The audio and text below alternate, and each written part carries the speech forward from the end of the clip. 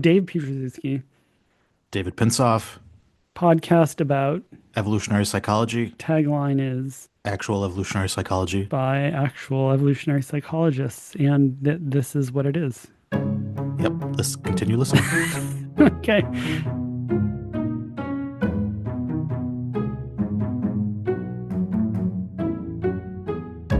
David, Paul Smaldino is I don't know, how would you characterize Paul Smaldino? Um, hmm. Polymathic, Mm, um, good word. rigorous, insightful, um, musical genius. He has a band called Small Dinosaurs. Oh, nice. Is it Uh, is it ongoing? I don't know. We We didn't talked about ask it a him. bit. Yeah, I think we talked about it a bit at the end of the yeah, episode. yeah. Um, I don't know. I didn't listen yet. I haven't It listened to doesn't the music. exist. No, I haven't listened to the episode. I Oh, can I mean, can I you tell were you? there during I the no, I know, episode. but I honestly I do I sometimes I often re-listen to our episodes because I've heard other podcast hosts say this that they're so paying attention to the conversation Mhm. that they don't hear everything the first the real time.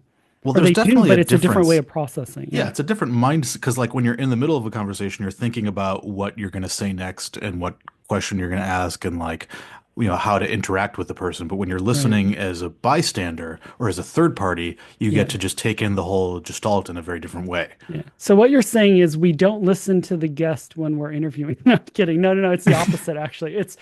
I for me, it's like it's so much that I am so carefully listening to what they're saying and then trying to figure out where to go. Yeah. Um, yeah, this is probably very boring for listeners. But anyway, the point is I don't remember that from the Paul Smaldino episode. But what I do remember is the Lego solar system. Yes, we did talk about a Lego solar system, Yeah. So by along now, with I'm many sure other you things. can't Yeah. wait to hear this episode. So I think, Well, I mean, what else? We talked about I mathematical mean, models, yeah, the covert main thing is like signaling. why models are stupid. We need more of them, which is, a thing. We talked about Yeah. the natural selection of bad science. Oh, Um, yeah. Yeah, we talked about yeah. that a lot. I Yeah. mean, I think the bottom line thing with Paul is that he is embodying and is a voice about it doesn't matter what people intend, whether it's social policy or good science or bad science. What matters is the selection criteria of the institutions. And he's doing modeling and empirical work all about that. And I think the more that everybody sort of gets on board with whatever people intend, what we select for is what we get. I think that's a really important thing, and I think that's sort of what the conversation was about. Yeah, it was a fun one. We also get into punk rock and Mm. covert signaling, sending signals that some people might get and some people might not get. So hopefully, this podcast will be full of signals that you get and no one else gets. Or And maybe we want everyone to get it. I don't know. uh, You be the judge. you be the judge. All right, Enjoy. enjoy the episode.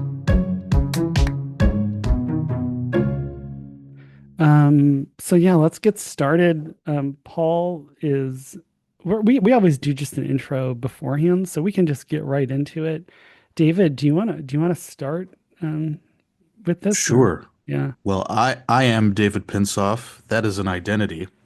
Uh, I know I have a prediction, but I'm not. I'll shut up. I'll let you ask the question. Yeah. well, it's not necessarily the type of identity that Paul Smaldino is interested in, because there's only one David Pinsoff so far as I'm aware. But Paul, you're interested in identities that many people share and what functions they serve. This is a huge topic in uh, life as we know it in the United States and in many other places. There's lots of talk about identity, who I am, who we are. Uh, you have a very interesting way of thinking about it. So, what is your way of thinking about it? Yeah. I mean, I think identity is just sort of wrapped up. It's hard to be a person in the world and not have identity be something that you think about a lot. Uh, and I think the way that a lot of people think about it is very sort of phenomenologically, meaning like the experience of who I am in the world and what that means to me Um, and I think about things that's true. Like that is a true thing about identity and a real thing and an important thing about identity. But I'm much more interested in its aspect as like the functional role of identity. What's identity for, and how do we use it purposefully? And this is where I think sort of evolutionary thinking, be it genetic evolution or sort of cultural evolution, which I tend to be a bit more interested in. But, you know, the way we identify ourselves and the way we categorize others based on, well, our identity categories. And identity is just a sort of a kind of category that we impose on other people. Uh, we use that for all kinds of adaptive decision making. Like, how do we find partners for cooperation or finding a romantic partner or friends? How do we use what we perceive about something in order to gauge what kind of interaction we can have with them, whether it's at the store or a stranger or at a party or in a classroom? Um, how do we use identity to think about how we evaluate a source of information? Do we believe it? Do we accept it? Do we say this is the kind of thing that I'm definitely going to accept? Are we much more skeptical or rejecting of it?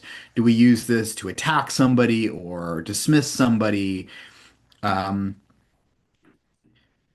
what kind of person am I also affects adaptive decision making. Like, am I bound by these rules because I am this kind of person and therefore tied to this kind of community and will be judged by this set of norms within this group? I think identity is really a kind of category that is at the core of so much of our behavior and decision making.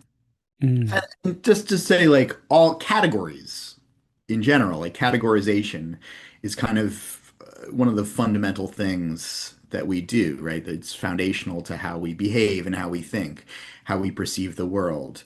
And I just think that identity is a really important social category that is more fleshed out and developed and nuanced in humans than in other species. mm, Do you view identity as identical to categories in that it serves the same function as a category? Like if I were to categorize, an animal, say birds, that's going to help me make predictions about a new bird that I haven't seen before. I'm going to assume that it flies, that it builds nests, or whatever, and that's a useful category for me because it helps me make predictions about new cases I haven't seen. Similarly, if I see a new fruit, I'm going to assume that it's sweet. And so these categories help structure our understanding of the world. Do you view identities as just the social version of that? It's just about helping us make better predictions about people and in what ways they're likely to behave, or is it something more than that?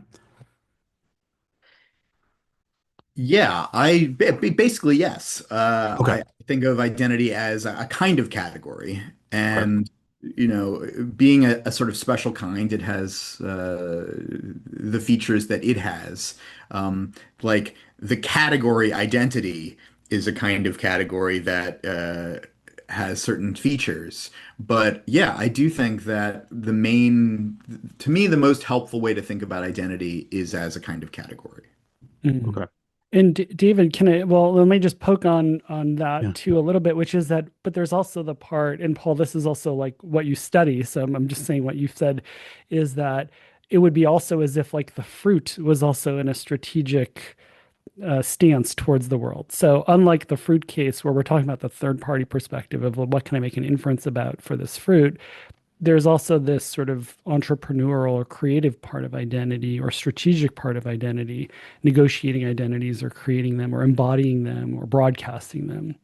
Right. Mm. And I think that that's exactly right. And beyond that, it's not just that the fruit is, behaving, right? Other people are behaving.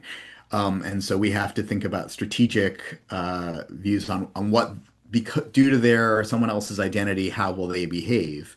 But we also have to think about that they are another person with theory of mind who has, categories about identity of their own. And we're all making decisions with limited information. And so understanding that another person may have their own categories of identity. They may have categorized me in a way that I wouldn't categorize myself, or maybe I hope that they categorize me that is not necessarily entirely accurate, but it's useful strategically for them to categorize me in that way. And so I think the fact that you have lots of people categorizing each other in an interacting population makes is one of the things that makes identity so interesting. And that would also explain then for what I'm hearing you say is why, and this is like a very David Pinsoffian and Paul Smaldinian, Small, Smaldoni, Smaldinonian. Whatever you go Smaldonian, with, just own it. Yeah, I like it. Is that there's a lot of negotiation. Like one of the jobs in social status competition is to say, here are the identities, or let's try out if this we attribute this identity to you and act on behalf of this identity. Um, That's right. And we often sort of we try on roles, we try on identities in different contexts, and we sort of see how they fit. And we modify how we view other people, and we modify how we present ourselves, um, at various times in our lives and also in different contexts. And so there are also like, yeah. So this is one of the things that I think is so interesting about identity because it's actually extreme. It's not one thing. It's actually very multifaceted. And we have aspects of our identity that are pretty permanent. We have aspects that are maybe, more malleable, but over longer time scales. I mean, part of our identity is like what age category we are in, right? Um, and then there's the ones that are very fluid and that change by context, like who we're with or what purpose we're in, what role we take. Maybe you're in a leadership role in like your, garage band that you go practice with, but you're actually in a subordinate role at work. And I think yeah, so we're really good at knowing what our role is in different contexts. And so I think this is one of the reasons it makes sense to think of identity as a kind of category. Yeah. Hmm. One of the ways you study, or can you talk a little bit about how you study social identity? Because this is also a transition to sort of how you do your work, because, many listeners, they might not know how you approach topics. And so you could imagine somebody just sort of approaching the idea of identity and what you've just described with sort of paper and pencil surveys like a social psychologist, no offense to that.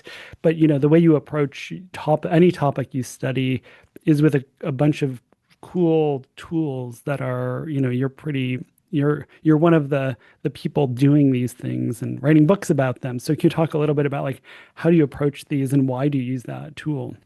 Sure, yeah. So I mean what you're talking about is modeling, right? Is mathematical and computational modeling. And I do those other things too a bit, like the behavioral experiments, because and it's important to actually see what people really do in like a lab setting, in a behavioral setting. It's also important to see what people do not in a lab setting, right? Which is why sort of field work and naturalistic observation are important. But so I mostly do modeling. The bulk of my work, I would say 80 to 90% of the work I do is building mathematical or computational models. Um, and I can talk more about how that works and what that is and et cetera. But part of it is like I think the world is really complicated. I mean I know that the world is really complicated. Controversial Yeah, take. right. It's a hot take. It's just a few simple gizmos. Just you got your atoms, and they're all just Yeah, Atoms in buzzing around time. Atoms in the time. time. Put that Yeah. on a t-shirt. Uh, yeah. So I think it's really hard to think about all the things, and we all have to make simplifications. And we like every single person makes simplifications in our just going about the world, right? Going about our day. You don't think about every single molecule of dirt or sand or pavement on the street. You don't worry about the wind or well, unless you do, right? Unless the thing is important for your decision making. So most of the things that, when we're walking around doing our thing, we ignore tons of stuff if they're not likely to be important about the decisions we need to make. And when we build experiments, we come up with some paradigm where people behave in some way and we try to get them to do something. And we're usually not like, oh, what I'm really mostly interested in is like how people sitting at a laptop will click, which one of these things at this time. Like that's the main thing I'm interested in. Behavioral experiments these days are increasingly online, or like fill out a survey or whatever. We're interested in what we try to do when we build experiments is capture some essence of the real question that we're interested in, whether it's about, identity or cognition or behavior or whatever it is. And that's limited. There's only so much you can do there. And it also leaves a lot of unexamined assumptions. And that's just the nature of the thing, right? When you deal with like a very complex system, you have to ignore a lot of it in order to get any tractability and do science, right? And actually like isolate a signal that is strong enough to give you a sort of this is going this way and not that way. And as a supplement to that, which is sort of where I come in mostly, is trying to build sort of artificial systems, fake systems that capture the sort of essence of whatever dynamic that we're talking about, whatever the sort of components of the dynamic we're talking about, and think about the kinds of interactions, the properties that they have, and the way they interact and evolve over time, change over time. And sort of run that through mathematics or through computer simulation and sort of examine, okay, based on these assumptions I made, have the outcomes that I predicted really happened? Is there something that I didn't expect? Can I explain that? Um, that's a really powerful thing about modeling is I love it when something happens that you don't expect. Mm, And because when something happens that you don't expect in the real world, you're like, it could be a million things. I don't know. Maybe I don't have enough data to figure out what it is. But with the model, you've built the thing. You know everything that went into it. So if something happens that you don't expect, the main tool you have now is your brain to think, okay, well, you know, based on what I've put in, why did this thing come out? And sometimes it's because you made a mistake. And sometimes it's because you assumed something that you thought didn't matter, but it turns out it mattered a lot. mm, And sometimes it's because there were just unexpected consequences of what you did. The other really cool thing for me about doing these kinds of models are just the tremendous power to run variations and run lots of things. Like when we do experiments, you're so constrained by like how much money you have to pay participants or to go collect data or how much time a person is willing to sit and answer questions for, right? Or how many research assistants you can get to like run all the variants of your study or oh, it would actually be unethical to like kill a bunch of people or like poison them or like, release a disease into the world. Like we definitely can't do that experimentally and we wouldn't want to, but we would kind of sometimes want to know what would happen on, let's say, a really long time scale. That's really hard to study, especially when we're doing evolutionary thinking, right? It's like if you all you have is experiments, especially with humans, you mostly have at your tools, you have archaeology to look at the past and maybe some paleontology and history. And then you have, this snapshot of what's happening now. And you try to make these really complicated inferences about like, okay, well, how did what we see now come out of what we think we know about the past? And using simulations, we can sort of say, well, okay, well, if the past was like that, and if these sort of general principles of change and behavior apply the way we think they do, then we can kind of simulate forward in time and look at different variations. We can run these simulations thousands of times with basically the same things. We can randomize a bunch of starting conditions to try to get them to start over and over again. So I do this a lot. I really like it. one of the things, and I'm happy to talk a lot about this. I wrote a textbook on doing this kind of modeling, sort of a general social science um, approach, although it definitely has sort of an evolutionary flavor. And I'm working actually on a second textbook that is more evolutionary in its approach Cool. explicitly. Um, but one of the things that I really like about this approach, in addition to I think math is cool, I think computers are cool, I think these help me learn, is I'm also just very kind of ADD in my interests. And it takes like a really long time to set up a lab or a field site. And I know this, I have friends and colleagues who do this kind of work, right? You yourself, Dave, right? Yeah. Like, Yeah. it takes so long to get good experiments done. Yeah, it's like making a movie as opposed to switching channels or well, channels, but like watching movies versus making movies. It's like making the setting up the lab is like making a movie. It's really It, slow.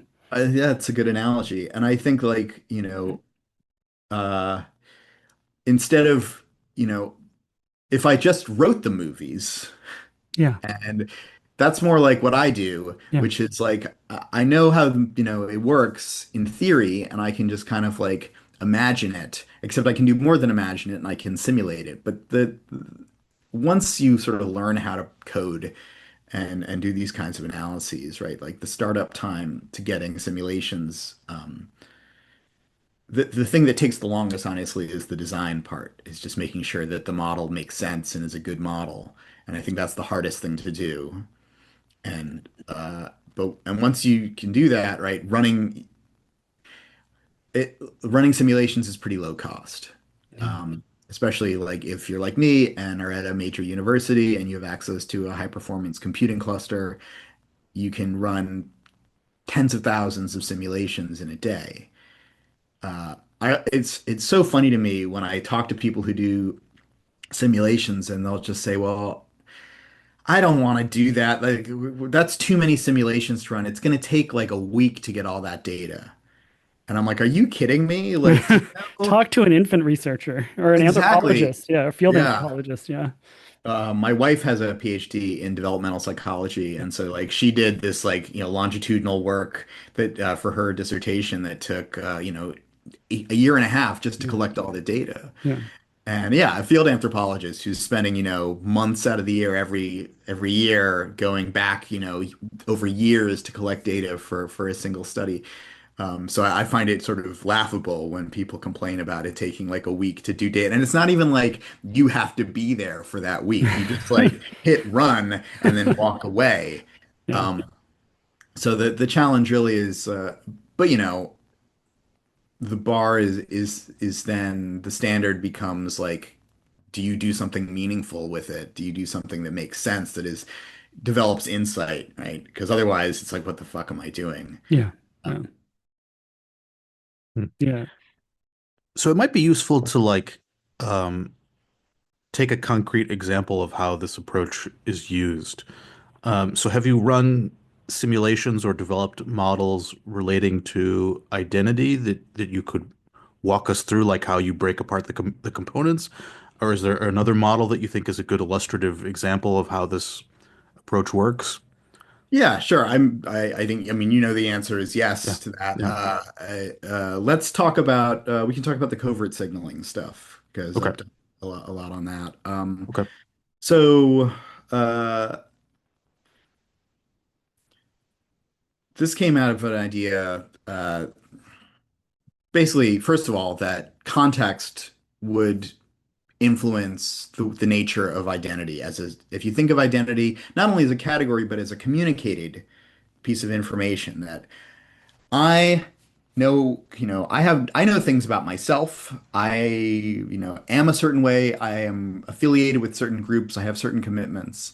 And I meet you, a stranger, and I'm going to communicate certain things to you.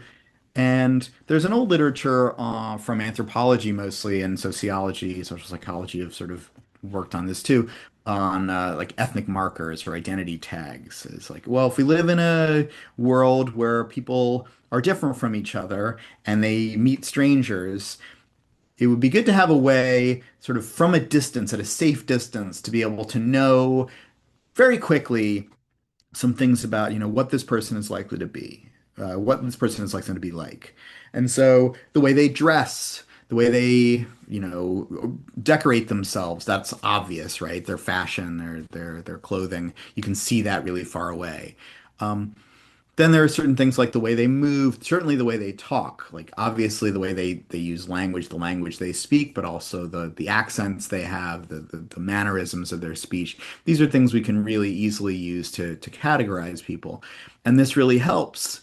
And it helps those kinds of ideas were really influential to me, but they're really kind of based on this idea of fairly small insular groups that where everyone in the group is an in-group member and works with each other, and everyone from another group is an out-group member and works with each other. And so we just want to know, like, if I meet somebody in the forest, are they a member of my sort of larger collective, let's say tribal group or identity group, or are they from, a different place or from a different, and if so, what kind of person are they? Are they a group that like we have relationships with? Are they someone that we're enemies with? I need to know. But now we live in really diverse societies where we're interacting constantly with people that we don't know, we've never met before, that nobody we know knows necessarily. Um, and we need to be able to make sort of rapid decisions about them because sometimes, like often, one of the things that really characterizes our, modern societies is we sort of behave cooperatively with strangers every day.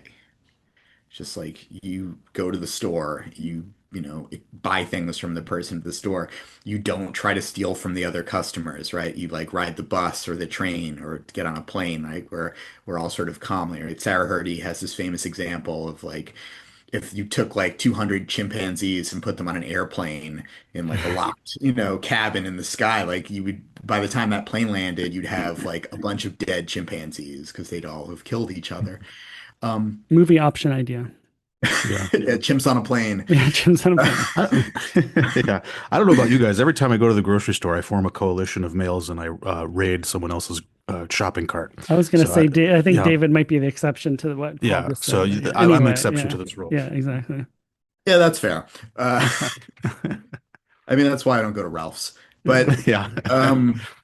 the part of the sort of so I had this initial idea that like the way that society was structured, about the ways the society was structured, and the sort of largeness and the diversity of the society would influence the sort of breadth versus depth trade-off in the way people signal their identity to each other, and the sort of nature of the context specificity of that. And that's an idea that I've held on to for quite a long time. I think I first started really thinking hard about that about maybe 10, 11 years ago, 12 years ago.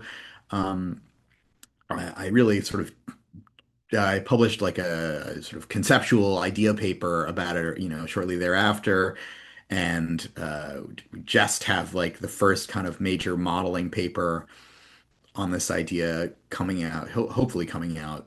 We're just about to submit the final revisions soon, but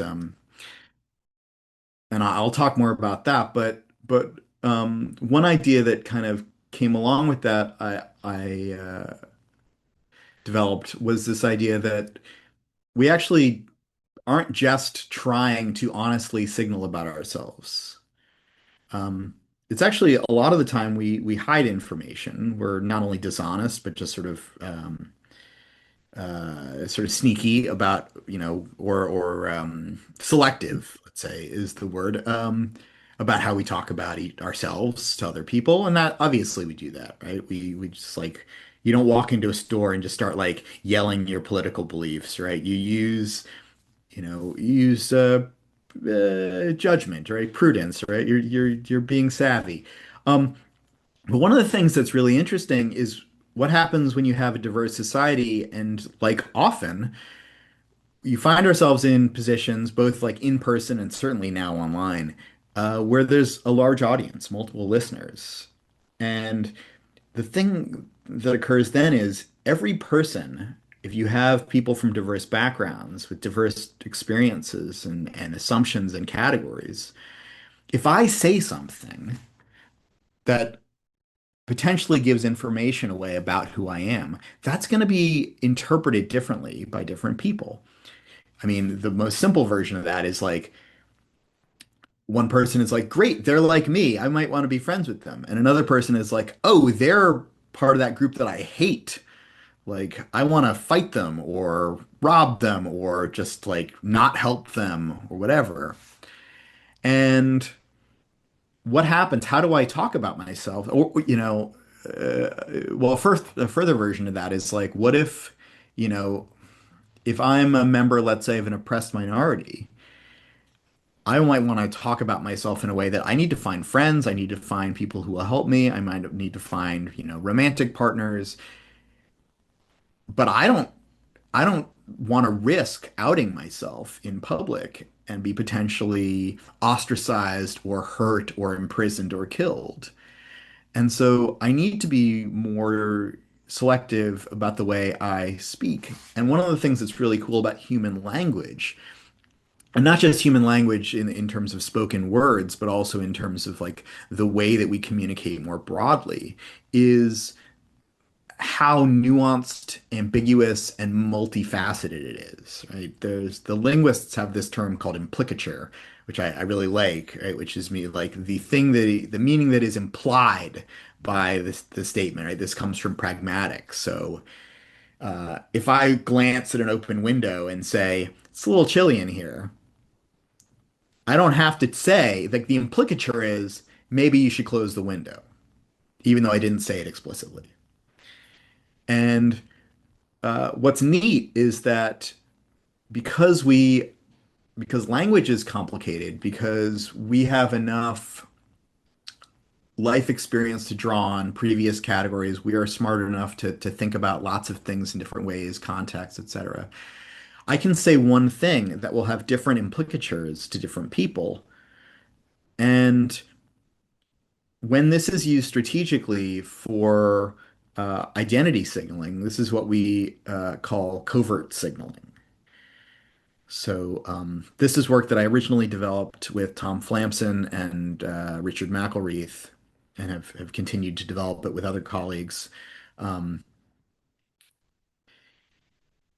this idea that you know I could signal overtly and just that's like, hey, this is who I am. Let me tell you very clearly, unambiguously, this is something that you want to know about me, right? Like I'm a gay socialist who loves football and, whatever, hates square dancing. Hmm. Um, and that's going to be really effective at making sure nobody is mistaken about who I am. And therefore, like, it's going to really, maximize the fact that the chance that people who are similar to me are going to know that they're similar to me and therefore, might want to extend relationships with me. On the other hand, though, if anyone is going to be turned off by that or enraged by that, that's going to be very bad for me. On the other hand, right, I could say something like, I really love this movie, or, I come in with a t-shirt that has an obscure reference, or just use jokes or fashion or other kinds of, sometimes we call them dog whistles, aspects of speech and communication that if you know what I'm talking about, if you are also aware of, that these clothes or that movie reference or whatever, if you know those things, that the people who are likely to know those things are also likely to be similar to me and less likely to be members of other groups. And therefore, people who are similar to me will catch those references, whereas the people who are different from me will miss them.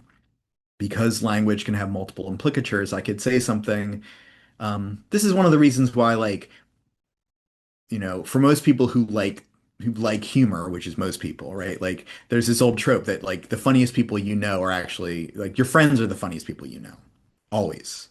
Like the people who can make you laugh the most consistently are your friends, and there's like a very good reason for that, right? Like, humor is an incredible tool for establishing that like we have shared values, shared references, and so I can make a joke and it will land really well with my friends who like were there at the thing that I'm referencing or, understand that that thing is funny in the way that I meant it. Whereas other people might just say, they might hear what I say, and it's not like I'm talking another language.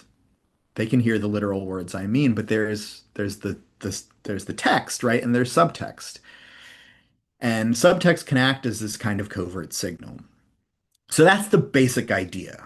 And when we build these models, it's really helpful to start with a basic idea. This is what we call a verbal theory, what I've just talked about. It's an idea, it's talked about in words, it seems to make sense, and then we build models in order to do a few things. One is like develop a proof of concept. Like, okay, well, here's a way it could really work or might really work under certain assumptions. And here are also the boundary conditions. Here are sort of when it would or wouldn't work. And we can show how it would or wouldn't work. And we can even use this to make explicit predictions. At some case, if you have very good data and very good theory, you can even make explicit quantitative predictions. But a lot of these models uh, are used, at least initially, to develop more qualitative predictions. So some of the first modeling we did of this was to just sort of establish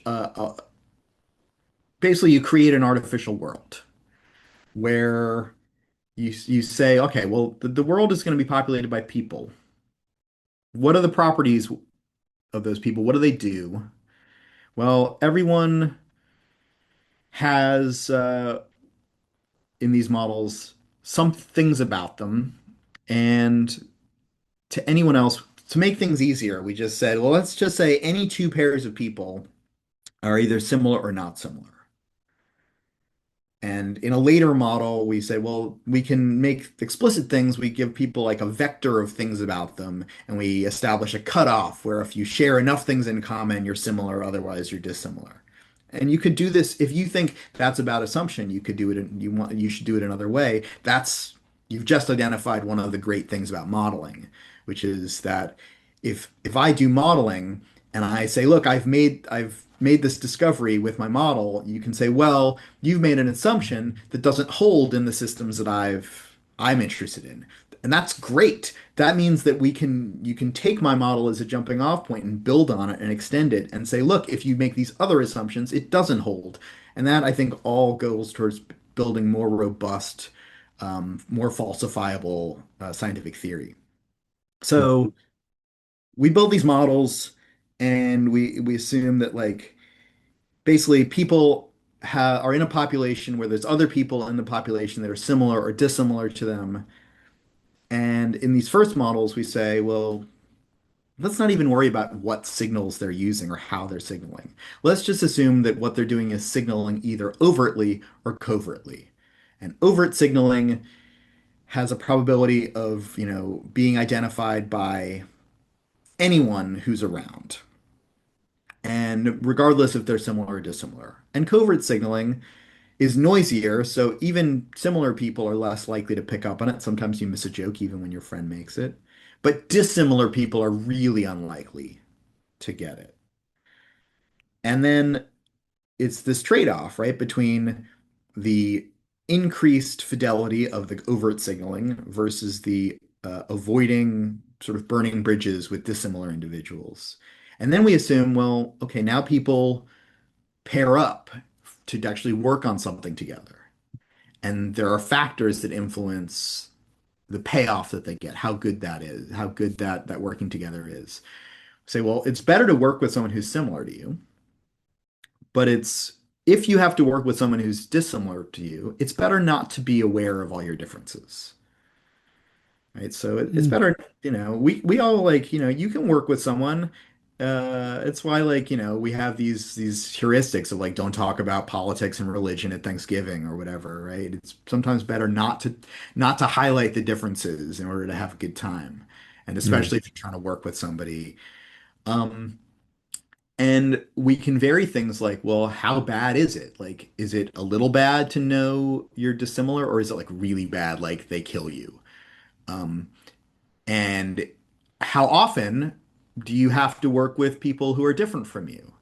Mm. Is it really easy to like if you can always use information that you have, your preferences about other people, and only choose people who you like and never have to work with people you don't like?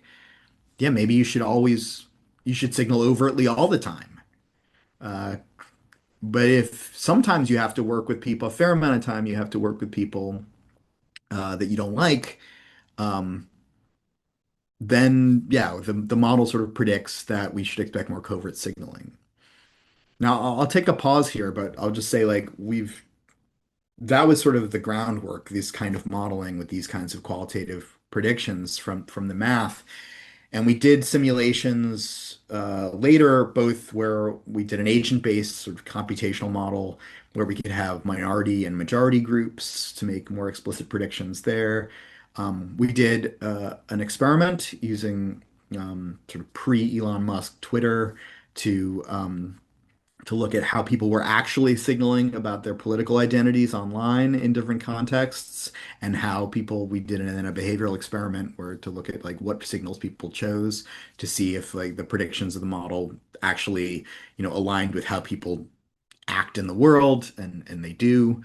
Um, and then, you know, later this, the work was sort of like I said, we in these models we said, well, we don't know. Let's be agnostic about what signals people are using, how they're using that, and even like, how they choose their signals. All it is a strategy of covert signaling or overt signaling.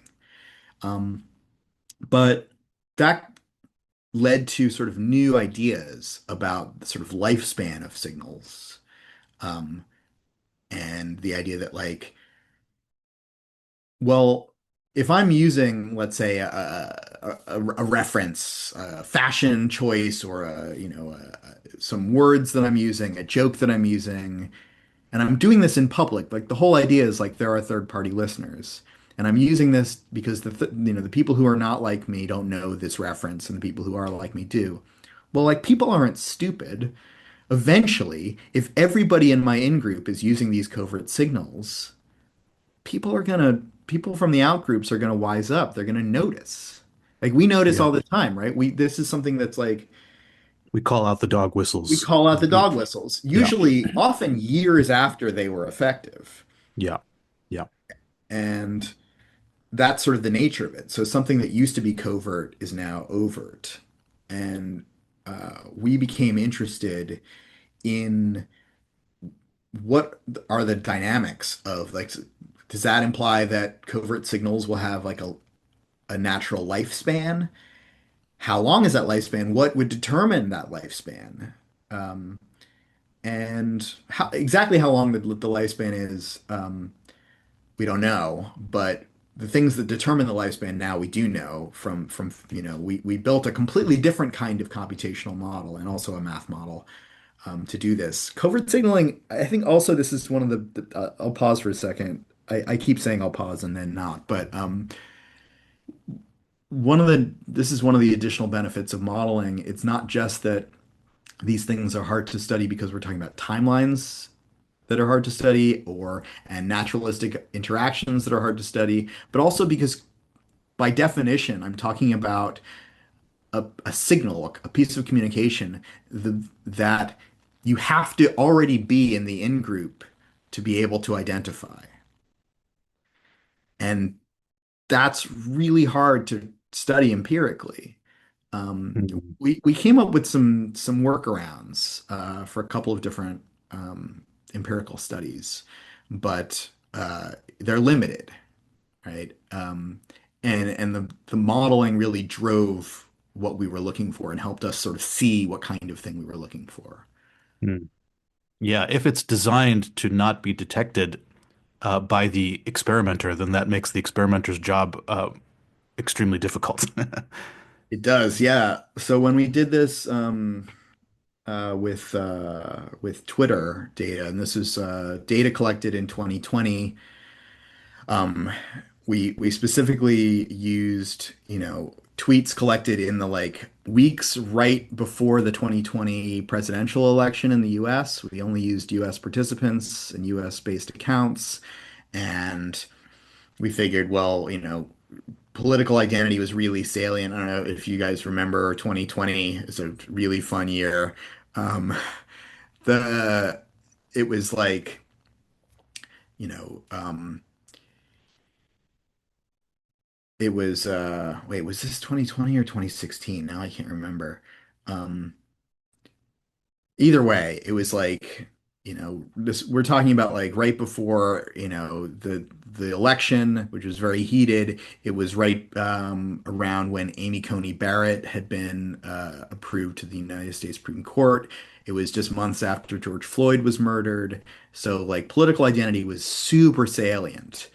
And what we did was collect a bunch of tweets based on accounts that were following a fair number of either far right or far left news sites. So we're like, these people are probably going to be tweeting about politics. And then um, what we did was we got participants recruited through MTurk at the time, and we gave them a survey to determine their sort of where they fell on the political spectrum, not just left and right, but how far left and how far right. So we sort of group people into four categories: radical right, radical left, moderate left, and we then sort of gave people just lots and lots of tweets. And we said, all right, like, what do you think about this tweet? And, more importantly, like, what can you tell about the likely political identity of the person who tweeted this just based on the text? And we, blanked out the account name and the picture. So all they saw was the text of the tweet. And, sometimes it's really obvious, right? Like if someone was just like, fuck Trump, like that's probably not someone on the right. Whereas, there are other things that were a lot more subtle, like references to laws or, sort of dog whistles that people use internally with an in-group, but don't really use with the out-group. And we found that there were a number of tweets that reliably people on the same side of the spectrum as the tweeter on one side of the spectrum were like, yeah, yeah, yeah, I know what this is. I like this. I'm in favor of this. Whereas people on the other side, especially the moderates, who are the majority, didn't get. That Mm. we had to sort Hmm. of adapt the theory a little bit, that we hadn't really thought about radicals and moderates in the modeling, but empirically, like it makes a lot of sense. Like the people who are really, on like very left or very right, they tend to also be sort of higher in their aggression and enmity for the other side, and they tend to be more savvy about the signals used by the other side. Hmm. Interesting. And yeah, They have more of an um, incentive to detect the dog whistles than, they say, have a moderate would. exactly. And I want to point out, like, they are in the minority though. Like, Yeah. it way more people are moderates than are radical. Mm. I mean, A Oh, question, or sure. Yeah. is it that the radical were better at detecting their same side dog whistles and the other side dog whistles, or what was the result? so basically, if somebody is on the left and Yeah. sending a signal that like communicates a left sort of, biased message, everybody on the left understands that signal. If they're doing it covertly, the radicals on the right will also be fairly likely to Mm. notice it, but the Got it. moderates on the right won't. Yeah, got it. They're like higher information and even higher information about the other side, in other Yeah, words. Yeah. that's right. Cool. Okay, yeah. So we basically use this difference between the moderates. So anything where like moderates on both sides could immediately identify as a political signal, we were like, that's an overt message. And things that everyone on one side, but only the radicals on the other side recognized, we're like, that's probably covert. Mm. And um, in the, so we did two things there, right? And this is all sort of predictions that the whole design of this came out of the modeling that we had done. Yeah. Um, But we first just looked at like, what does it look like on Twitter? And again, this is before Musk took it over, so it was Twitter, not X. We just looked at the follower networks and sort of like who tweeted this, we looked at all their followers and the kinds of news sites that they followed. And we looked at, basically how partisan they were based on how mixed the partisan sources were. So if you only followed right-wing sources, you were right-wing. If you only followed left-wing sources, you were left-wing. Mhm. If you followed both, you were more in the middle, and or at least more um, harder to tell. And um, and what we found is like the people who tweeted more overtly, most of their followers tended to be partisans on the same side of the spectrum. The people whose tweets were more covert tended to have more followers from both sides.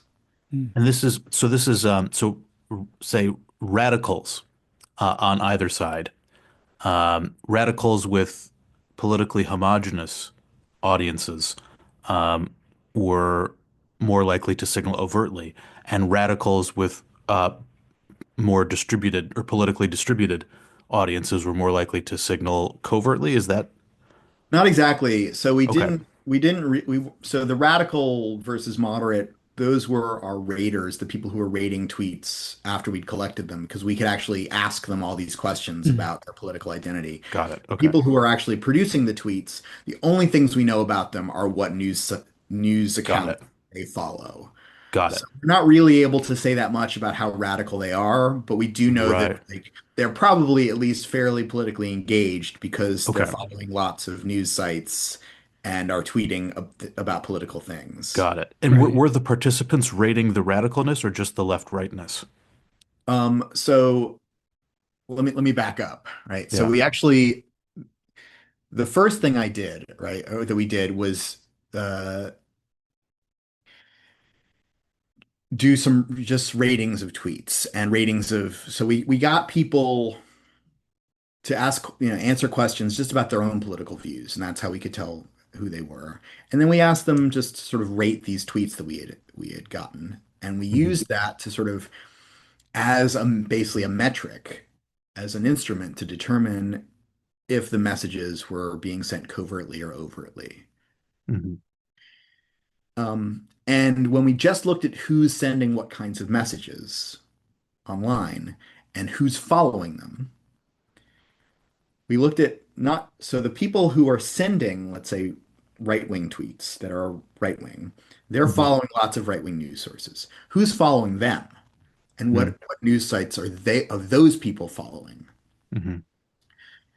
If that person who's following lots of right-wing sites is tweeting out very overtly right-wing messages, that correlates with most of their followers also being people who mostly follow right-wing sites or Hmm. sources. Got it. If they're tweeting more covertly, that means that a larger proportion of their audience, their followers, are following left-wing sites, whether they're Okay. following both right or left or just left. Got it.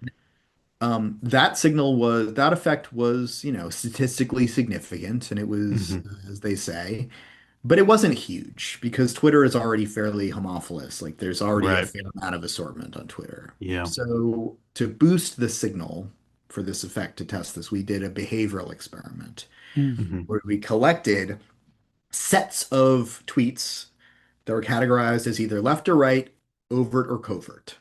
So you Hmm. have four groups of tweets. Hmm. And then we bring a participant in. Now it's a new set of people.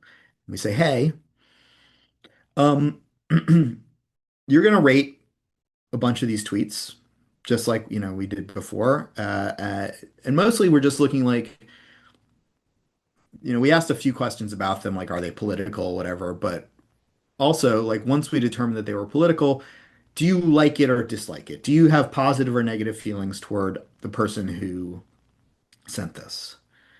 And so everyone did that, and then we said, now you're going to do an experiment. You're going to have a task where we're going to show you 40 tweets that are all, and we didn't tell them anything about the tweets, but actually, um, they were all from people from the same side of the political spectrum as them, and half of them were covert and half of them were overt. They didn't know which was which.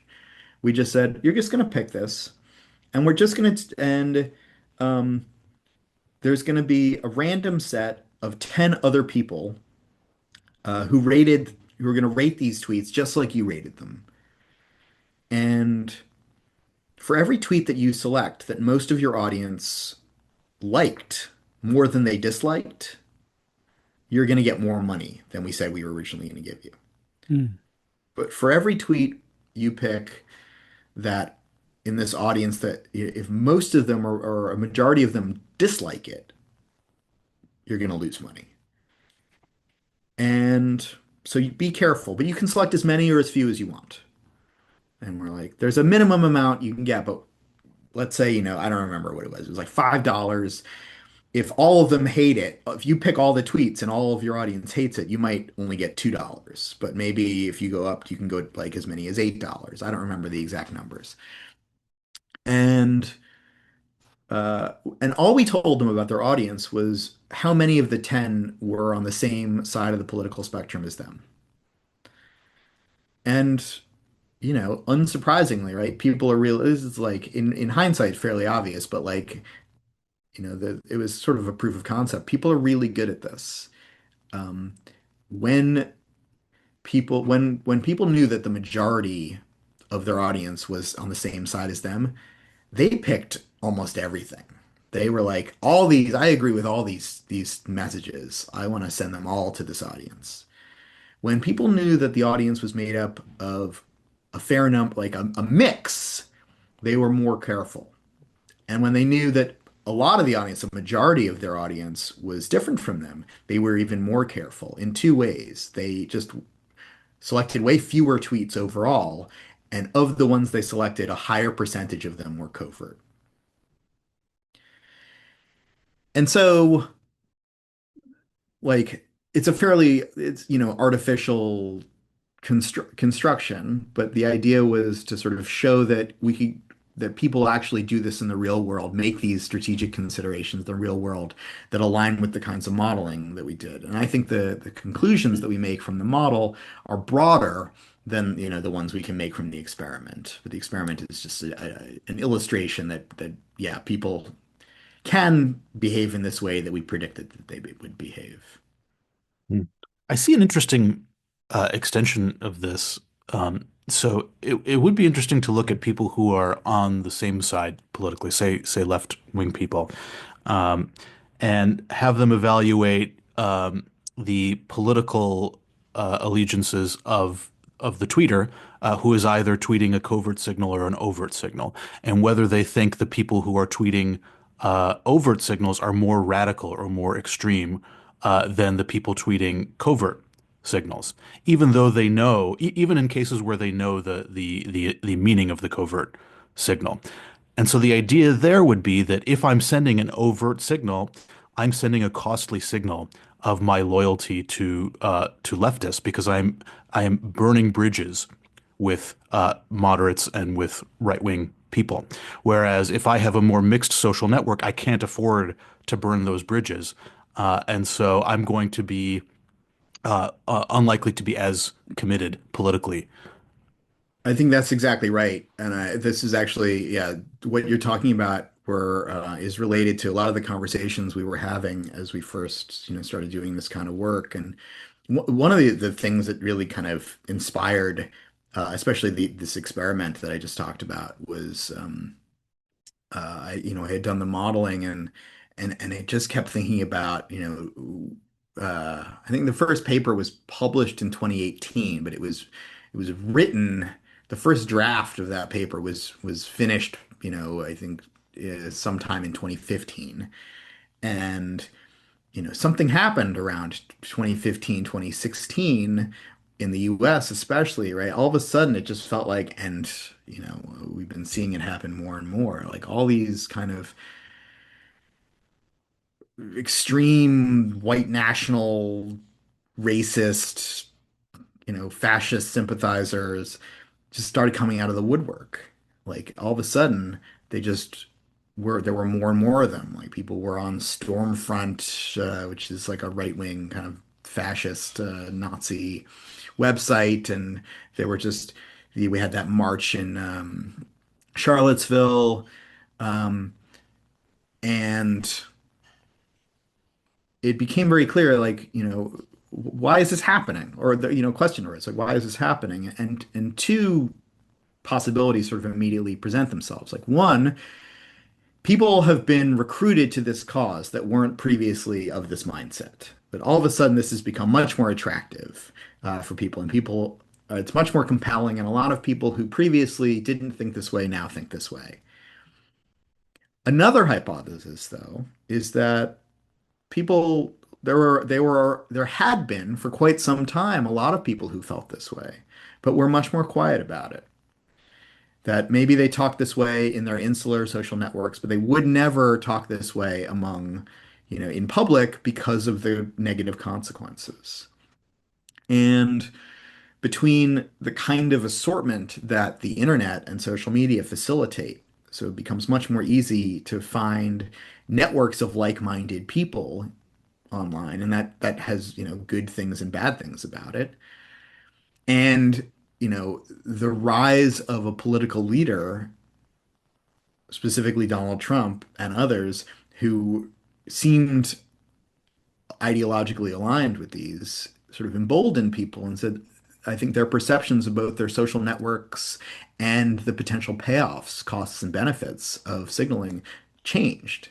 And so they went from signaling either only in private or covertly in public to being much more emboldened to signal overtly. And that was really where the idea came from. And the initial plan to do this study was much more ambitious, but it turned out to be really hard. So we did the smaller version of it. Um, Right. I mean, it's occurring to me that another interesting extension of this would be to look at perceptions of group formidability. And you might expect that groups that are signaling overtly will be perceived as more formidable or more of a political threat, and perhaps even, larger in number than groups that are signaling covertly. Because if I have a huge social network of like-minded peers, I can afford to burn bridges with everyone else. I can afford to signal overtly. But if I'm a tiny minority, let's say, I'm a minority of dissidents in a totalitarian regime. I have to signal very, very, very covertly because if I get detected, off to the gulags I go, right? But if I'm in the majority, I can afford to signal as overtly as I want without care for, burning bridges because there are so few bridges to burn or they're not very valuable bridges in the first place. And so right. it might be that if I'm looking, even if I know with certainty the political allegiances of the person, if they're signaling overtly, I'm going to be more threatened and estimate that they have a more homogeneous social network. They have a larger social network of like-minded peers than if they're signaling covertly. That's right. Yeah, that's exactly right.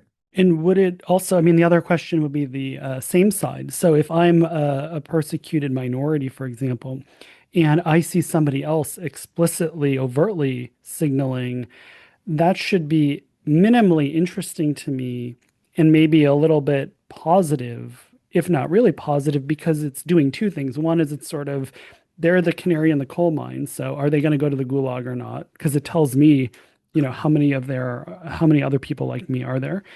But then it also is maybe my group is more formidable than I thought, and maybe I don't have to signal covertly. So you can imagine that there's also an appetite for overt signaling of your own side when you're experiencing at some level in your brain that you're having to do it covertly for the time being.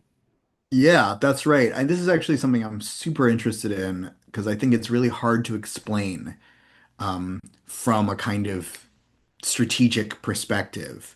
But I think, which is the sort of like, especially in political situations, when dissidents kind of go above and beyond, like they're oppressed. And if they signal in a particular way, they're going to be oppressed more, but Yeah, they choose to do it anyway in a kind of yeah. act of defiance. I find this really interesting and inspiring in a lot of ways. And, I think. we can make kind of just so stories about, or speculate about that a lot of these people, and I think the evidence at least partially supports this, that like a lot of these people are like the ones who feel like there is no hope Yeah. in the mainstream system. There's this uh Benoit de Corson, I think, is Dan Nettle the other author. They have these papers uh on the on risk, and there are other people who've written about this too, but basically like risk and thresholds, Yeah. Yeah. Yeah. and how like people who are sort of just above the threshold where like you have every things are going okay for you as long as you don't rock the boat. Like you'll be fine as long Yeah. as you don't rock the boat. Those people are incentivized to not take any risks, to be very careful. But the people who've fallen below that threshold were basically fucked either way. Like, if they keep going on the way they've always been going, they've got nothing anyway. So they might as well try and take a chance. Yeah. And I think one of the things that's also underappreciated is like those people can form coalitions Yeah. and raise themselves up out of that gulf explicitly by taking these risks and by sort of going against the mainstream. One of my favorite books that I read in the last number of years was this book called "Burning Down the House." Do you know Mm. this, Dave? I know the song, but Yeah, not the Talking Head song, which is yeah. great, but it's house spelled in the German way, Oh, Haus. oh, nice. And the subtitle is Punk Rock Revolution and the Fall of the Berlin Wall. Oh, nice. I And should read that. Yeah. it's written by this journalist, Tim Moore, and it's about basically punk rockers in East Germany in the 1980s and kind of highlighting these people. Like, it just makes like the sort of American punk scene around the same time feel just completely like a bunch of posers because Suburban. yeah, Yeah. it's totally suburban, right? Yeah. It was No, like no risk, these no German actual punks were risk. Yeah. being like Yeah. arrested Yeah. by the Stasi Yeah. By and the thrown G. in Yeah. Yeah. Yeah. jail, and yeah, getting beaten up, getting literally thrown in prison, not being able to get jobs. The bands weren't actually allowed to play in public because you needed a permit given by the government to play Mm. punk rock. So you had all the shows were underground or in churches. But Tim Moore argues that basically, there was an effect of these people sort of actively resisting, and you can't help but notice them on the street. And when you see them continuously getting harassed and oppressed, despite not having done anything, he argues that this helped sort of turn the tide against the GDP, or the DDR, sorry, Yeah. um, in East Germany. Yeah, that's awesome. It also reminds me of Michael Moncrief we had on, and he was talking about drag queens, and it was a similar thing where it was, Yeah. 1950s, and it was these guys who were down and out, low status. So it was exactly this. They're kind of screwed either way, and they're using this high variance strategy to help their own status, but then they're doing this work to push on and provoke,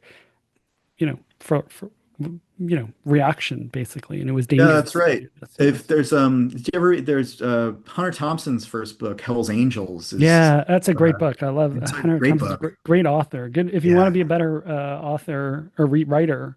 Read good writers, and Hunter S. Thompson's great. Yeah, yeah, agreed. Yeah, Hell's Angels is really great. I mean, he talks about them too in that book, like, not in this kind of romantic way, but he's like, these are the dregs. This is yeah, the people who have nothing in society who are and they've banded together to sort of form this outlaw group. And um, this kind of thinking has gotten, I've become more and more interested in this kind of dynamic between mainstream society and groups, kind of at the edges. Um, yeah. It's super cool. I think one of the things I want to ask, speaking of groups at the edges, is science. And you have this paper with Richard McElrath about the natural selection of bad science. And there's two things I just want to preface for the audience to say. One is that everything you've been talking about, I think it's really important, and I want to be explicit about, is that I think the work you're doing is part of a movement to recognize that there are unintended consequences. So I think like a simple model of the world is sort of like what people intend is what happens. But I think the reason to do modeling or study social dynamics and is to say, look, selection, what you select for is what you get. Yes. Intentions be damned. And so I think that's really important. And I think that in the same way this applies to social identities, you've done work, like kind of meta science work about how do intentions versus selection. So, like, what are we selecting for example, when we do science? And might it be that there's unintended consequences that even things that seem good or nobody's with malicious intent or everybody's just sort of trying to get by in the aggregate produce these bad dynamics. I think that idea is really powerful, and I don't think outside of maybe the modeling work or the modeling world, I think there not everybody fully appreciates that. And so I want to just say, like, I think what you're doing is really important. Can you talk a little bit about um, the natural selection of bad science? Yeah. Thanks for that. So, I mean, first of all, I'll just say, like, I think what you said is spot on and really important. And I think that, you know, it's a naive view, right? If people think that they can understand s social behavior, the way that people behave, and almost all behavior is social behavior to some extent, um, when you're talking about humans, by only studying how individuals behave in kind of isolation, right? Like the lots of people interacting in a, cultural and social context over time produces behaviors that are direct consequences of the organization, the way those things, which is, more like sort of sociological thinking that, um, and I think that's really important. So, okay. Um, so the natural selection of bad science was this paper, this project that kind of came out a little bit about, Richard and I, this was a long time ago. We started working on this.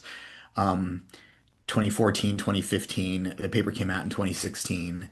And I think the context is important then because you guys may recall, like this was kind of right in the aftermath of what's sometimes called the replication crisis.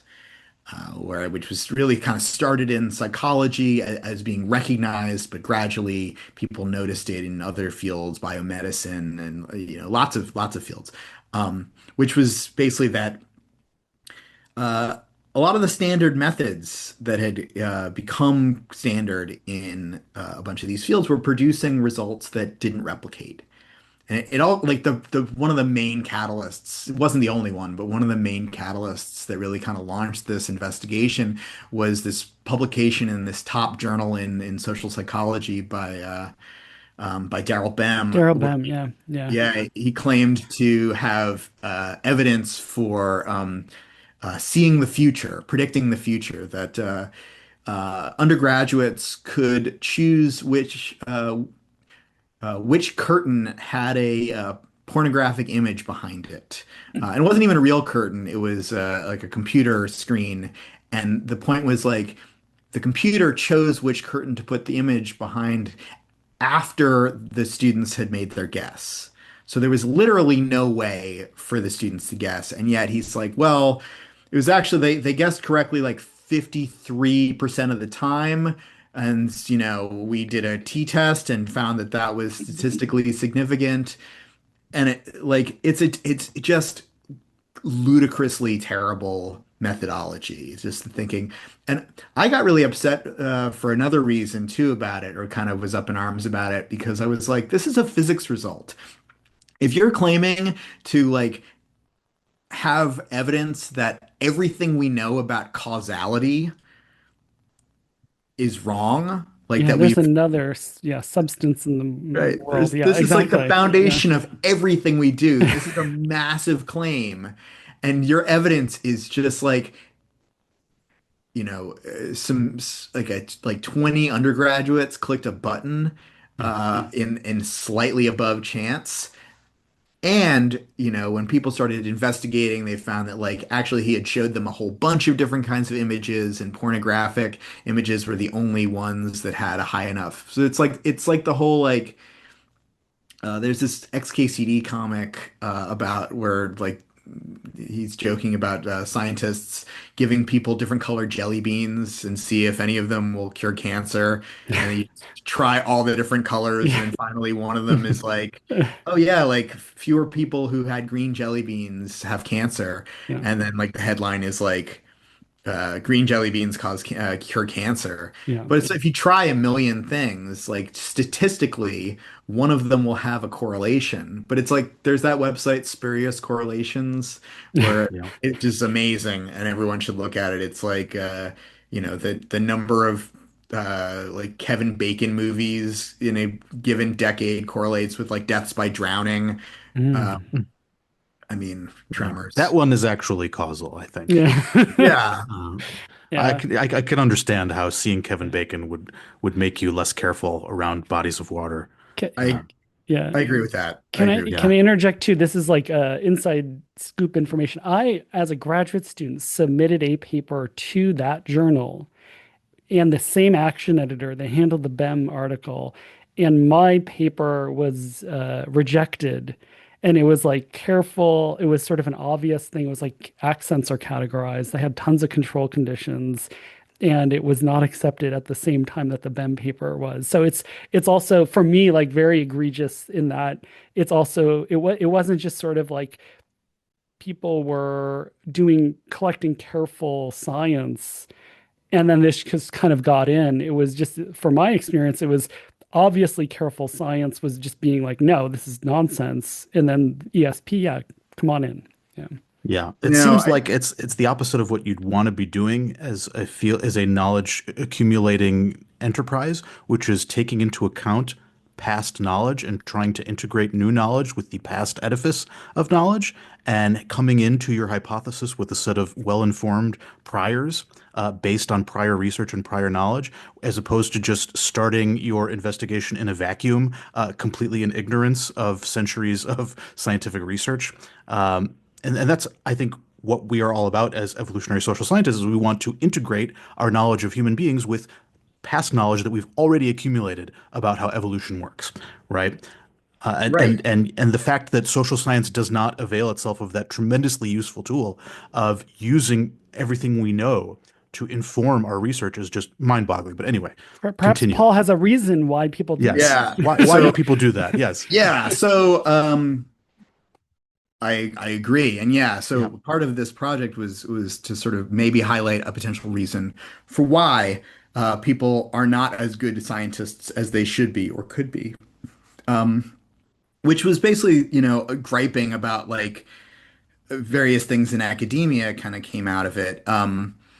And seeing, these headlines, exactly the kind of thing you're talking about, Dave, like, yeah, these ridiculous studies getting, highlighted, put into, top journals and by people at Ivy League universities, while this like very careful, methodical, creative research was getting passed over or shunted or into lower, ranked journals. And um, you know, one of the things that's true about academics and scientists is that they're human beings and they live in a world, that is characterized. We live in an unequal hierarchical society where having wealth and acclaim and prestige gives you higher, gives you, people certain kinds of satisfaction. It's things that people want. And it's also the case that not everyone can get those things, which, you know, immediately anyone who thinks about evolution to think, well, okay, scientists vary, they're different from each other. Um, there's something that, allows for the transmission of scientific knowledge where, scientists train other scientists via universities and postdoctoral fellowships and training. So there's inheritance in that way. And there's selection, right? So not only, so these are all the ingredients you need for an evolutionary dynamic. And the question then is, well, what ways do they vary? And especially, how are they selected? And so we built a model because the truth is they vary in lots of ways and they're selected in lots of ways. But we wanted to focus on the quality or rigor of the methodology. So we imagined, we created a model where um, we actually did a model where we had a population model of hypotheses. I like this paper a lot, and it's often overlooked. So this Richard and I did this previous paper where we looked at just a population of hypotheses that, where they were tested with certain amounts of error for both false negatives and false positives, and there were certain kinds of communication bias, like publication bias, and certain kinds of replication strategies. And we looked at, all right, well, like under different assumptions, what would we be able to say about the probability that a hypothesis is true given a certain record of supporting and non-supporting results in the published record? And we had that model done. And we started thinking, well, that model just said like, well, there's an error rate. There is a power, a statistical power, the ability to find true results and avoid false negatives. What if we created a population of artificial science agents that varied in their methods? We said, well, okay, well, everyone has we just said, all right, all the agents have some sort of intrinsic methods that can vary in how rigorous they are and how powerful they are. And those things trade off. So we can avoid false positives um, by being extremely careful, but then we might miss a lot of true positives. We can find all the true positives by having very high power, by, saying everything is true. That would be good, but that's not good because then we get a lot of false positives. So we want to be able to say the things that are true and the things that are false are false. And to do that takes time and effort. It's being careful. But that means that you're less likely to submit, to get false positives, which gives you fewer things to submit to journals, and it's going to take you longer between studies. And so that's actually the kind of science that we think we want, which is careful science where the things we say are true are actually true. But then there's the selection pressure. And in this case, we did a simplified version. So in reality, right, the reason why scientists get hired and promoted and get grant funding, which allows them to, train more graduate students, undergraduates, allows them to get more prestigious jobs where they have more influence. It comes down to a lot of things, but some of the biggest ones will be how many papers they publish, how prestigious and influential those papers are, how much grant money they get, etc. And in the model, we just distilled this down to one thing, which is just how many papers you publish. And we could build a model with other things, but in this simple version, we did it this way. And we also allowed for replication. So we said, all right, if somebody else replicates your study and it doesn't replicate, that's bad for you, and that hurts your prestige. But otherwise, the more papers you publish, the more prestige you have. And the more prestige you have, the more likely you are to transmit your methods to someone else in the future because you get a good job at a prestigious university, you get lots of grant funding, your papers are influential and people apply to work with you, etc. And we just kind of simulated this dynamic over sort of generations of scientists and showed that if the major selection pressure is how many papers you publish, all things equal, that's going to select for a continual decrease in the rigor that we see. Now, it's a model, and like I said, there are other things. But if it's wrong, right? Then we should see the opposite happening, right? Because what we actually want is things to be true. So we should see a gradual trend for better and better methods over time. If selection is actually favoring methods that are geared at improving truth, that have, evidence that they will actually help us get epistemic value out of our studies. But, there's a lot of evidence from a number of fields that that hasn't happened. I mean, two of the ones I like to highlight is like, you know, there's this famous paper by Paul Meehl, who's a philosopher of science in the 1960s. He wrote this paper in the 1960s basically saying, hey, psychologists are really not using p-values correctly, this sort of null hypothesis significance testing. You're doing it really badly. You don't understand what p-values are. A p-value is not the probability that your hypothesis is true, and it's not the probability that the null hypothesis is false. It's actually just the probability that you saw the data you saw conditional on the null hypothesis being true. But that doesn't actually support any other specific hypothesis. And you would think that, in the 1960s, that was, 60 years ago, that would have an effect. But just less than a decade ago, the American Statistical Association published this like statement on p-values, just reiterating all the same things that Paul Meehl says. He's like, nobody, we did a survey, people don't understand p-values, they're not using statistics correctly. Well, why do you think that is? Well, understanding statistics is hard. It takes a lot of time when you could be running studies. And if you really understand statistics, you're going to be a lot more qualified in how you promote the results you got. You're going to be a lot more cautious. Whereas if you don't, you might just say, look, we found this amazing thing. Green jelly beans cure cancer. And that's going to get attention.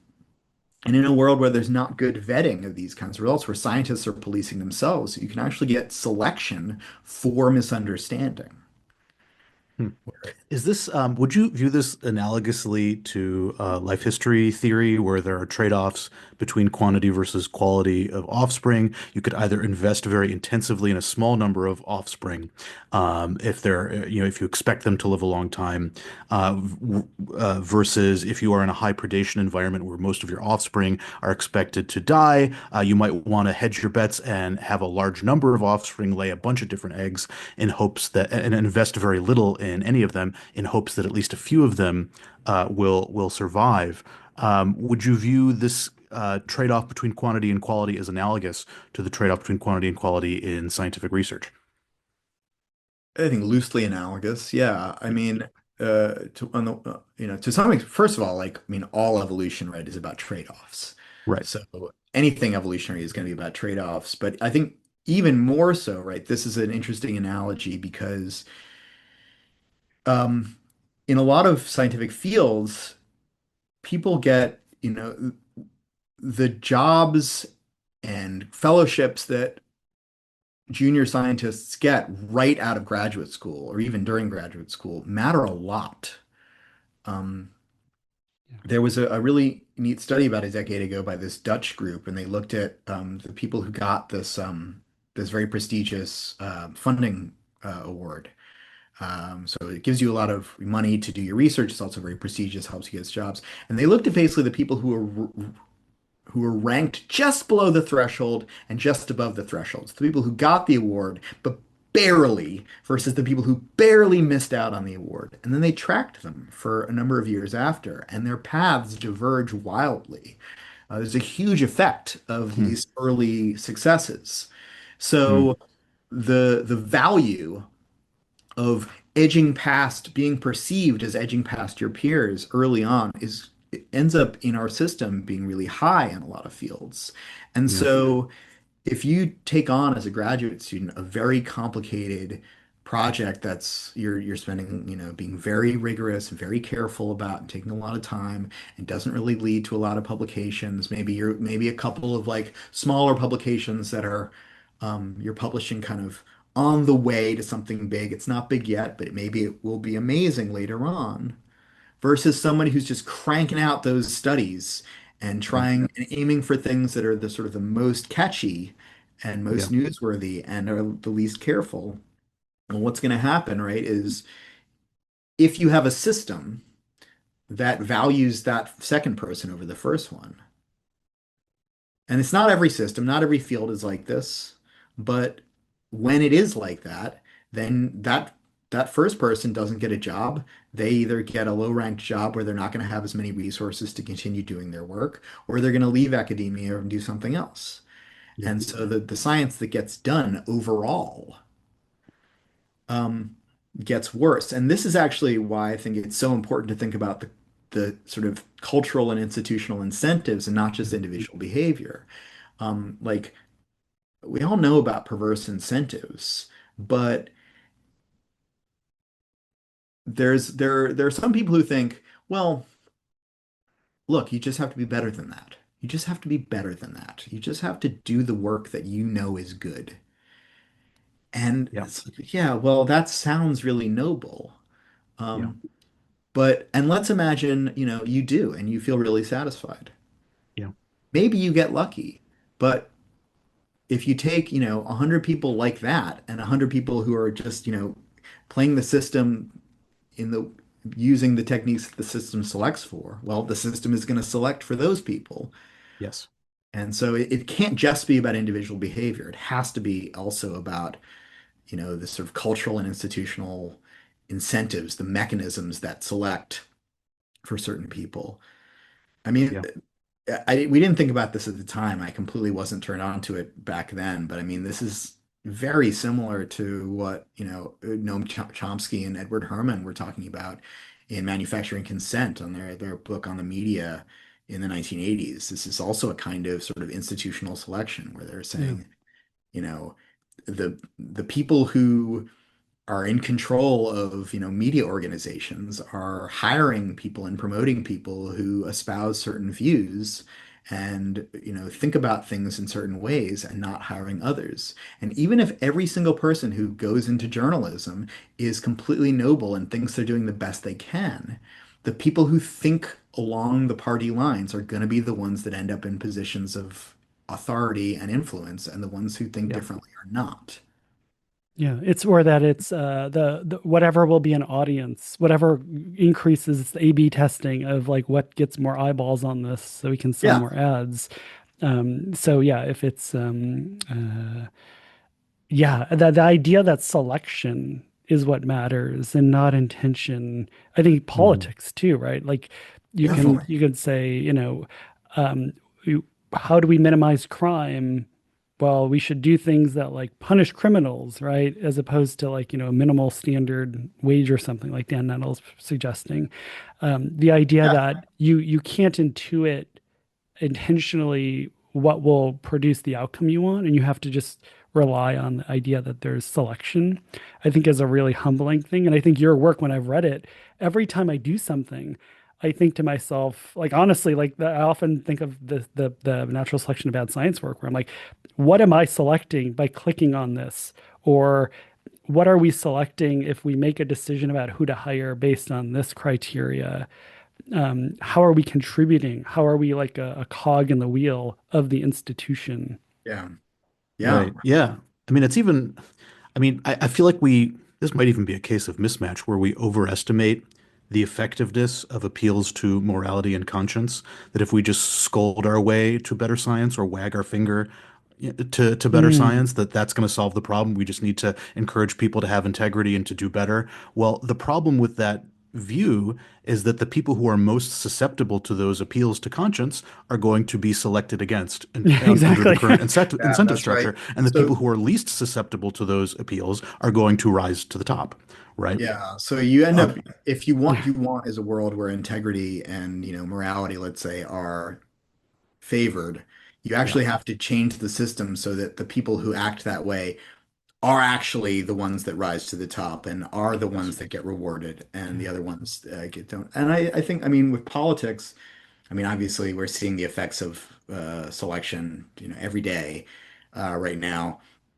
But I mean, even just at the most basic level, we have an electoral system with in the US, this like long drawn out kind of very media based um, electoral system where people run for office over months.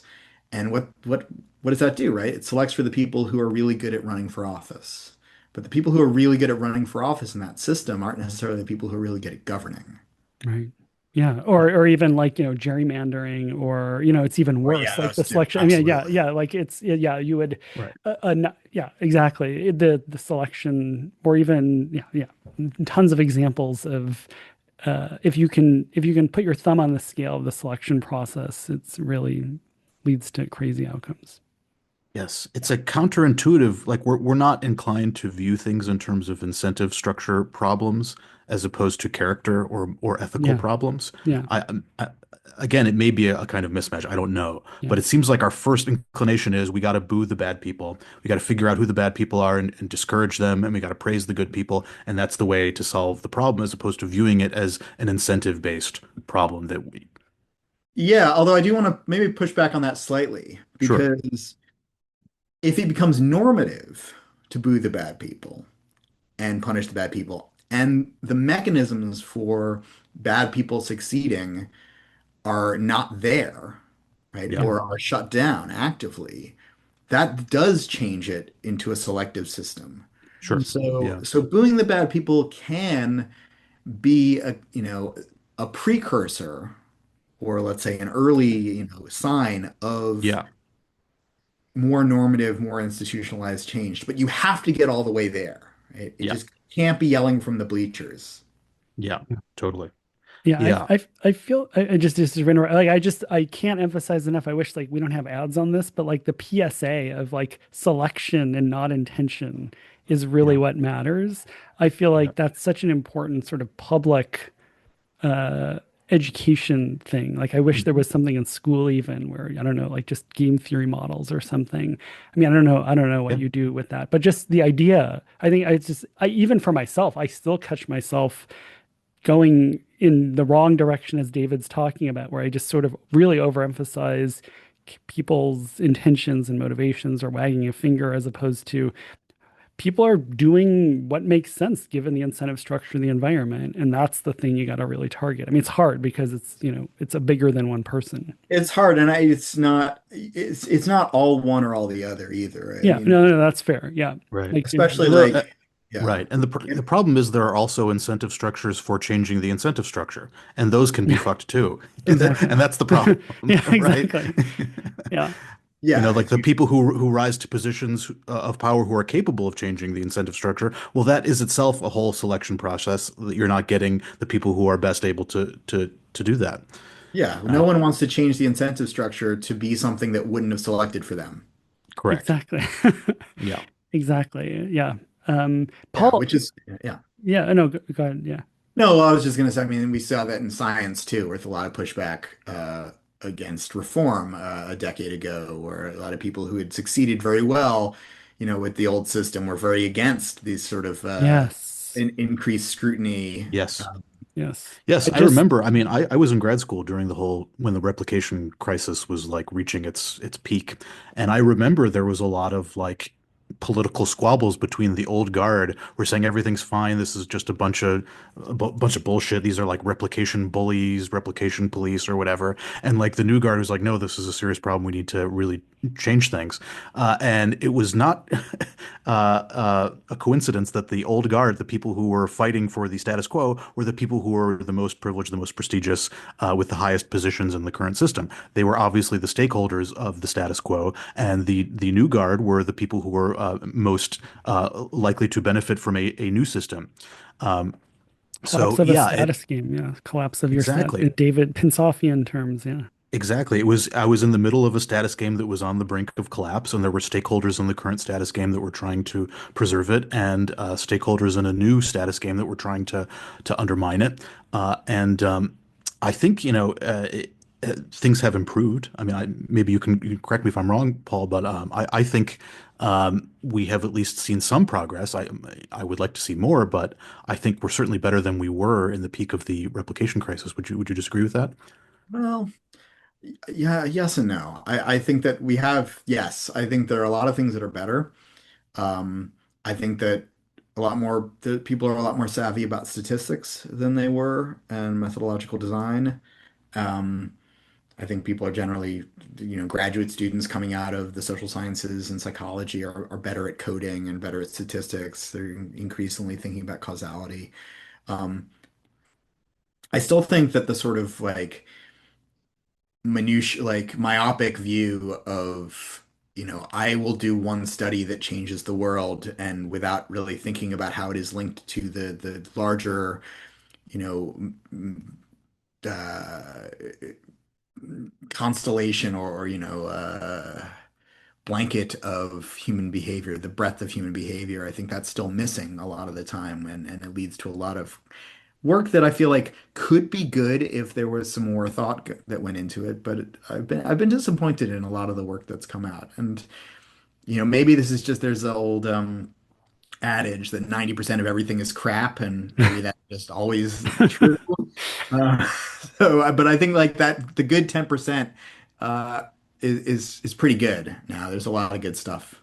The Yeah. main point of progress I've seen is that you can now get more status for a failed replication attempt than you could have in the old era. Now, if I fail to replicate someone else's work, I could get that published, and I could get some attention for that. It That's used to right. be that if you failed to replicate someone's work, no one would pay attention and no one would care. So that I think is at least some progress. Yeah. It's an improvement. Um, the thing that I haven't seen as much progress as I would like is in terms of theory. Yeah. Uh, and I was gonna say, yeah, yeah. and the people think of theory as like an airy, superfluous thing, but it actually feeds directly into your model, which is that if you have an incentive structure where you are ignoring past knowledge and you are preferentially seeking out low prior hypotheses, and the lower prior your hypothesis, uh, uh, if it pans out, the higher your status. Well, that is going to further exacerbate the trend. So if I'm hunting for counterintuitive findings that clash with everything we have known in the past, and I get more prestige if my finding is more shocking and more titillating, well, that is a recipe for even worse science and even less replicable work. Because if I'm pumping out lots of different studies and looking for the low prior hypothesis, well, chances are one of them is going to turn out to be right. And if I publish that, I'm going to get tons of status for discovering this new flashy counterintuitive thing, right? But if we're all in a different incentive structure where instead of hunting for the lowest prior hypotheses, we're hunting for the highest prior hypotheses, well, then all of a sudden the dynamics are different. If we have a theoretical edifice that is causing us to preferentially look for data that is more likely to be confirmed and hypotheses that are more likely to bear fruit, that is going to help the replication crisis much more because any given finding is just going to be more likely to replicate because it has a prior edifice of knowledge behind it. I don't know. What do you think about that way of thinking?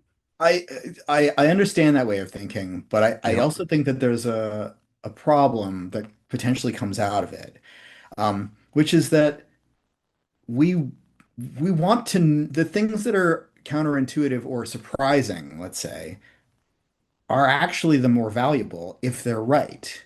Right? So, Yeah. if I tell you that like, hey, I dropped 1,000 pennies and all of them fell down, like that's not a interesting like yeah, I can replicate that, but like no one cares, right? We know it's going to happen. Yeah. Uh, if I tell you that like I discovered a material that actually goes up when you drop it and we never knew about it before, that's amazing. I mean, it's just a helium balloon, right? But like It if still it's seems not, amazing. It's amazing still yeah, to me helium now. balloons are incredible. They're the Don't best. don't Yeah. poo-poo helium balloons. They're Yeah. amazing. It's magic. I, things, things that are counterintuitive, they're surprising. We pay attention to surprising things for like a very good evolutionary reason, right? That it has Yeah. information. Yeah. And the issue, right, is like if every single person individually is looking for the most surprising thing because individuals get rewarded when they find something really surprising, well, everyone's gonna try to like find something regardless, especially if some of these other incentives are also in place and people are not looking for things with good reason. They're just kind of, if you find something surprising and it's true and it's real, that's Yeah. valuable. Yeah. But if you find something that you say is surprising, but actually, if you think about it for a minute, it's like it's not. It's only surprising because like you've been like really myopically and your field has been myopically looking in one place. Um, another area of research I've been getting more and more interested in is the sort of like collective intelligence, collective problem solving stuff. And, if we stop thinking about scientists as a bunch of individuals that all are individually incentivized to be the individually best scientist, but think about, teams and collectives as what would be the best strategy if we have aligned interests that we're all trying to find good stuff. Well, to some extent, it would be to get it wouldn't be to have every single person working on exactly the same problem. Yeah. You would want an, just enough idiosyncrasy, enough, iconoclasts that people are looking in different places, that people are trying things that might not work, Yeah. and they're not punished for failing as long as they're doing it well, as long as they're being rigorous and careful in the way that they're doing it. And if you have people if what's being, sort of scrutinized is this a good idea and is the way you're doing it good, then let people do all kinds of things. And if we can evaluate the methods, but, and the methods can include the method of selecting a hypothesis, Yeah. it's tricky because evaluation is by its very nature a variance reducing process. Yeah. And variance reducing is good if you want to maintain high quality that's um, corresponds to a fixed set of criteria. But, as we know well, right, evolution works on two things, right? Selection and variance. And, it's the fundamental theorem of evolution, right, is that the speed of evolution is proportional to variance in the population. So higher variance actually makes a population more adaptable and more resilient. So we Yeah. also need mechanisms to inject variation into Yes. the system if we want it to be, making progress. So, Yeah. No. Yeah, no, I agree with that. Yeah, no, it's analogous to like if I have a stock portfolio and I want to invest in a bunch of different stocks and I want to ideally invest in stocks that are likely to give me a return, but maybe I'll take a risk, in a few cases. Maybe I'll include a few risky stocks in my portfolio too, and that's probably a good thing, right? And the same thing is true of science. We want to invest in theories and ideas that are likely to bear fruit, but maybe a small percentage of us can take some risks on some wilder ideas, and we'll see what happens. But I think the current distribution is lopsided, where we have too many people investing in the risky strategy and not enough incentive for figuring out when those risky findings are actually correct or not, and not enough people investing in the more promising ideas. And we get a lopsided distribution of research. Ideally, we would have uh, you know projects that have some high likelihood of bearing fruit. Um, but the problem is that a lot of people are investing in projects that have a low likelihood of bearing fruit, and the deeper problem is they don't even realize that because they haven't bothered to familiarize themselves with past research and with past knowledge, and with say evolutionary theory, economics, whatever is going to give them an edge in making sharper predictions that are more likely to bear fruit. I don't know. I don't know. It's hard to say. I mean, like there's a lot of scientists studying a lot of different things, but I think in the sort of behavioral sciences, I worry that it's worse than that, right? That you have Hmm. actually like um low quality, low risks Yeah. work being done. Yeah. That Yeah. is, Hmm. it's likely to find something that uh, doesn't kind of matter. Yeah. Hmm. Yeah. Yeah. Yeah. And I mean, and I like one of you might even end up being a reviewer for this. I just submitted a paper that is just to be really quick. I got really frustrated because it was very much inspired by you, Paul, because I sent a paper to, I'm going to say perspectives on psych science. It's good, it had a lot of theory crisis. No, it didn't go, but it was the editor just rejected it for reasons that I was like, wow, this is selecting against theory, good theory.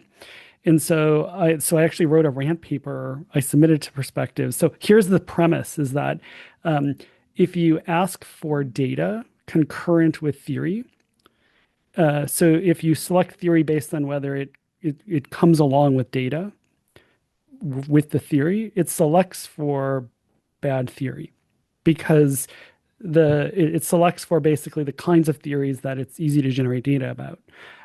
So you're Right. Or at actually least theory that you don't need necessarily. It could be yeah, good theory you don't theory. need. So for precisely Yeah. theories that are about difficult things that we are not even sure how to like challenges to like I have a theory that there is this mechanism and there's a deductive logic that like there should be this like parenting mechanism, right? It Yeah. would be impossible for organisms to exist if it didn't exist, but we don't know how to look for it yet. We don't know how to study Hmm. it.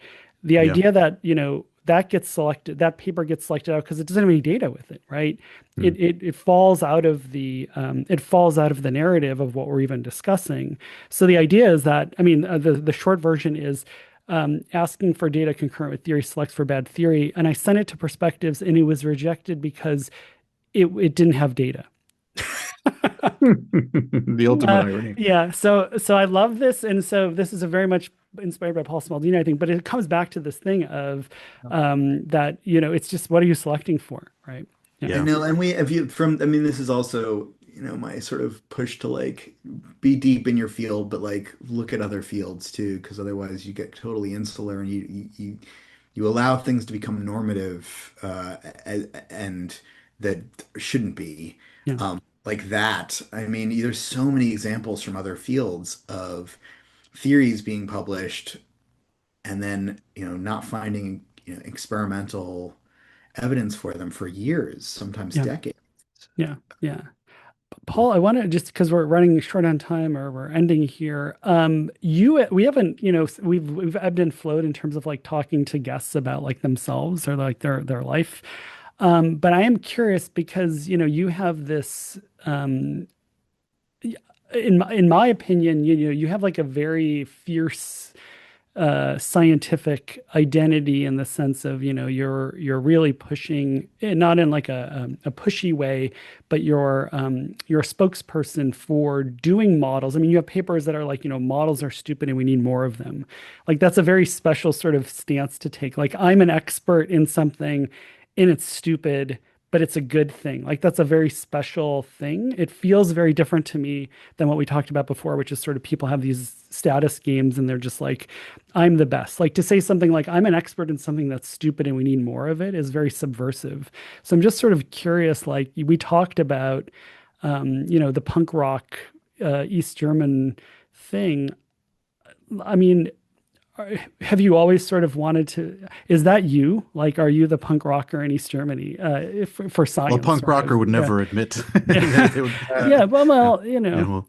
Yeah. Yeah, I don't know. I don't know. I mean, I do think like a little bit of a punk attitude, I think is healthy. And I, I definitely, respond to that. And I also just feel like for me, like I've tried being more mainstream and it doesn't work. Like I Mm, don't feel comfortable and people reject it. Like, I tried to give more like when I was on the job market looking for academic permanent jobs, I tried to give much more typical jobs like the way that I had seen other people give them, and it just never worked, and I didn't get anything. And then I finally was just like, screw it. I'm just gonna give the talk that I want to give, and I gave a talk at UC Merced called, I think the talk was called that got me my job was called Learning About Social Evolution with Extremely Unrealistic Models. mm, And I was like, these models are totally unrealistic. yeah. But let's see what we can learn from them anyway. And I think that, we tell this like fake narrative that like the science we're doing is like so precise and we know so much. And I think like acknowledging that like we're flailing and it's not like people don't know anything. We know a lot of things, but there's also just so much we don't know. And being a little humble about that, Yeah. I think is actually a real strength. Well, for me anyway, I feel like it gives me a power. And I think also like just my trajectory, like I studied physics as an undergrad. I didn't take a single class on biology, cognitive science, or psychology until grad school. And when I did, I was like, really? This? This is what we're seriously doing? And I love the topics. They're my favorite kinds of questions. I think like psychology, cognitive sciences, social sciences have the best questions. They're the things I'm most interested in. And sometimes, and it's not like everyone's doing crap work but me. Like, obviously, it's not what I'm saying. There's so many people doing work that I think is amazing and inspiring. But there's also like plenty of stuff where I'm like, come on, guys. Um, and I think that, being a little bit willing to push back on that. Also, if I'm going to say critical of other people's work, then like it's beholden to me to be just as critical about my own work. Yeah. And so I really try to be like, I am very careful, and I haven't always succeeded, but I try, to be pretty cautious in the claims that I'm making, and but that doesn't mean that I love speculating. Like I hate it when people are afraid to speculate because they're like, well, I don't know if I don't have the evidence. And I'm like, right, that's why you speculate. And then you see maybe you're right and maybe you're Yeah. wrong. Like, but if you are an expert, then like your speculation should be better than people who are not an expert, right? So like the stuff we can prove is such a small amount of the things, it's a small subset of the things we actually want to talk about. Yeah. So um I think that like I'm all for like, I don't know. I don't think I'm that special in the like sort of field of scientists, but I've carved out my little niche, and uh, I just keep, I'll just say the last thing I'll say is like I've done this stuff on like working on models of science and talking about like science and improving science, and it's my most cited stuff. Like the natural selection of bad science, that paper is by far my most cited paper. Um, but the idea that working on science itself is like my main life's mission is like I reject that. I don't want that to be the case. And I'm happy to be known for that, but there's so many other things. Like I'm interested in culture and the world and human behavior more generally. And it's just, that's just one aspect of it. And um, I don't know.